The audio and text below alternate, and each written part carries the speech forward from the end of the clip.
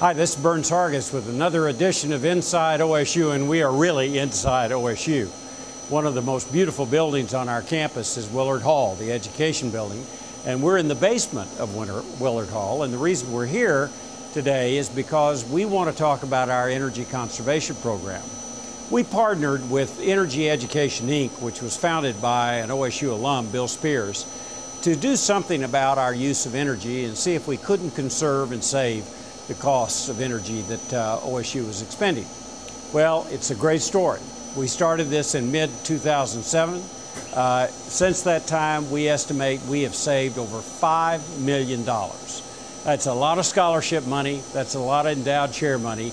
It can go to our academic mission instead of up through the smokestack. And one of the people that's very responsible for this success is our utility manager here on campus, who is Dan Ferris. Dan, come on in. How are you today? Absolutely fine. How are you doing today? This is quite a success story. Yes, it is. It's been such a great success because of the hard work of our dedicated team of physical plant employees. We've got everyone from engineers to energy managers, HVAC and controls technicians, working hard every single day out in the field, making sure we use the least amount of energy possible while still providing a good environment for education. So we actually have the people here doing it. It's not all energy education people. They're educating us, but then we're executing the plan, right? That's absolutely correct. They advised us and educated our energy managers, and all the people that are doing this work are actually OSU employees, staff right here, part of the physical plant. How many do you have? Five? I got 5 energy managers, but we've got the entire physical plant working on this. We want to learn a little more today about how we actually are saving energy, and I think we can go in a control room here and get a good first taste, can't we? Let's do it. In Willard Hall, we have the privilege of 65 fan coil units plus 4 major air handlers, and I'm able to take the schedules for each one of those rooms and schedule each one of these fan coil units to go with whatever's going on in those spaces. So for instance, right here where you see that this one is off and this one is off and this one is off, that means those aren't running right now, and therefore we're saving energy in those spaces because there's nothing going on. We're not heating or cooling those rooms now, right? Because there's no classes because there's nothing in there. There's nothing going on. So like if a class started, in 15 minutes, would you turn it on when the class started, or 15 minutes before? No, sir. Or what? I try to plan that at least an hour to an hour and a half ahead of time to make sure those spaces are comfortable, so that the idea is that when people come into the spaces, they don't even know that we've ever turned it off. It's just not being used when no one's in the space. That's the goal. So it looks here to me like, well, there's several that aren't being used, but most of the classrooms are being used right now. We're in the afternoon. Mm-hmm. But then at night, what happens? Do they all go off? Well, one of my favorite things to do is come in here about 10 o'clock at night.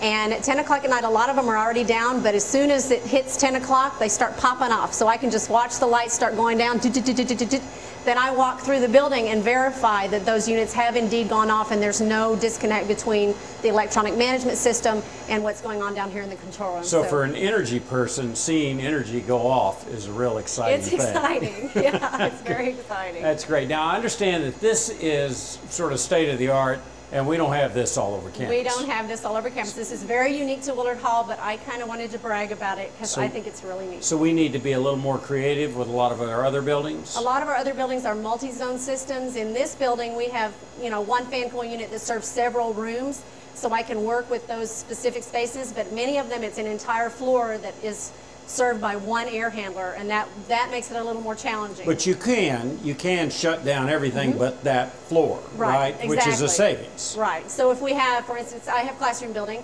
so after 4 o'clock, on the 4th floor, after the computer labs go down, I can shut that entire floor down because there's nothing going on after they close at 9.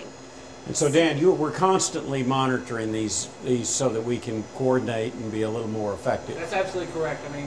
We have fine-tuned our schedules as much as we can, and we're continually trying to fine-tune them so that we are shutting down as many units as we can across campus that aren't being used. But you're reacting to what you're hearing from the academic side. You're not telling them when they can use those classrooms. By no means. We're not trying to interrupt the educational mission of the university whatsoever. We're just trying to not waste energy when it's not needed.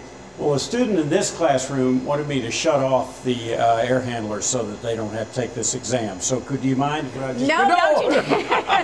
Okay. Well, we're going to go to another building that is a huge challenge, which is the Noble Research Center with all the windows, and I think you'll find that very interesting. Well, here we are in the always futuristic Noble Research Center, which is not only an iconic structure here on campus, but quite an energy challenge, Dan.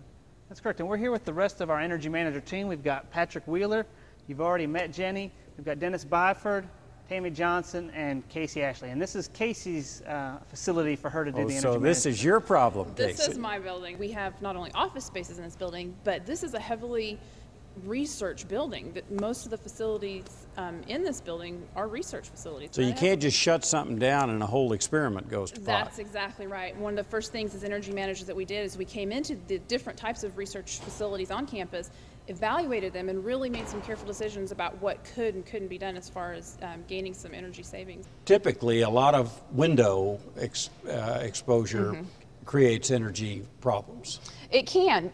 You can see this building, we have a lot of natural lighting, which we try to take advantage of as much as possible, not only in this area, but throughout the entire building. There's many hallways where we can utilize that natural lighting.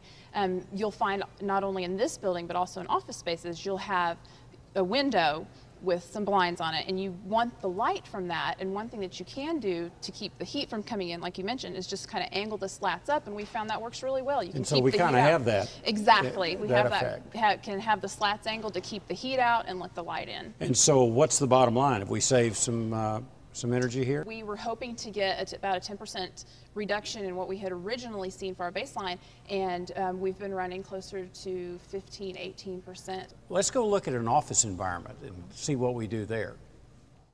Well, what I want to talk to you about is how all of we employees, staff members, faculty for Oklahoma State, and really students can save energy, do our part.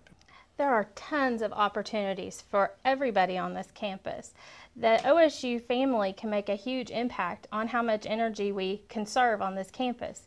Everybody has a responsibility to make sure that they've shut off their lights and their monitors and their computers and chargers for the end of the day. Yeah, let's go through that because, all right, I'm going home. I'm done.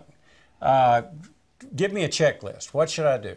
Well, every employee at OSU should take the time to shut off their CPU. They should go ahead and turn off their monitor.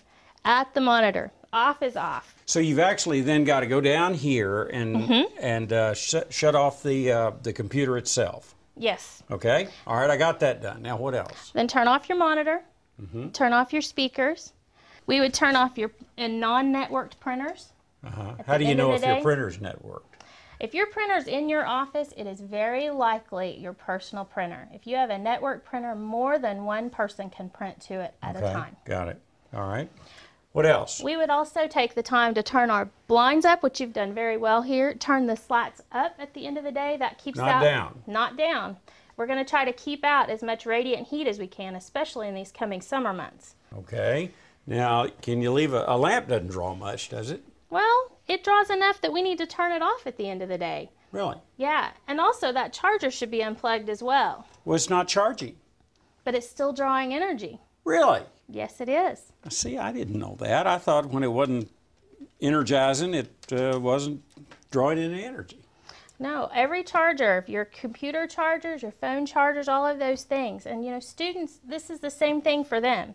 And these power strips, I have a power strip down here. These power strips are a great little tool. If you have a bank of things, especially in the residential life facilities, if you're living in one of the apartments and you have your whole TV stereo system all plugged into a single power strip, you can just turn off that power strip rather than unplugging each item. Now, I know some people think it's kind of a pain in the neck to have to bring up the computer every time you want to get on it, but it really is making a big difference. It really does make a big difference on this campus. The more we see our staff, faculty, and students get involved, the more savings we're seeing. This is an incredibly important initiative. We talk a lot about environmental consciousness, about recycling, renewable energy.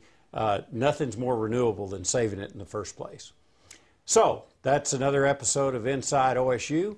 Tammy, let's shut this place down and get out of here. Sounds you get like the a plan lights. to me.